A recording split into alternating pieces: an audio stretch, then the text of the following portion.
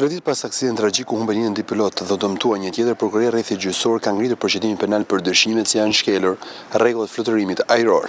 Prokuroria e Shkodrës regjistron procedimin penal për dyshimet se janë shkelur rregullat e fluturimit ajror dhe për lëvizje të trupave ushtarake pa të drejtë apo pa një shkak të ligjshëm. Burime nga Prokuroria e Shkodrës bëjnë të ditur se nuk dihet shkaqet se përse helikopteri EC-145, me ekuipazh dy dëshmorët Florian Deliaj dhe Donald Hoxha dhe të mbijetuarin Gerald Baramuqa, është ngritur nga baza e Farkës. Dyshimet e prokurorisë fokusohen te këto dy vepra penale. Këto vepra parashikohen në kodin ushtarak përkatësisht sipas neneve 83 dhe 48 të kodit ushtarak. Gjithashtu, sipas prokurorisë, nuk dihet ende itinerari i saktë i helikopterit. Burimet shtuan se Prokuroria e Shkodrës ka përfshirë në hetime edhe Prokurorinë e Kryeqytetit, të cilës i kërkohet të kryejë disa veprime hetimore, siç janë marrja e dokumentacionit në bazën ajrore të Farkës, si edhe në qendrën e kontrollit të raportimit në Rinas.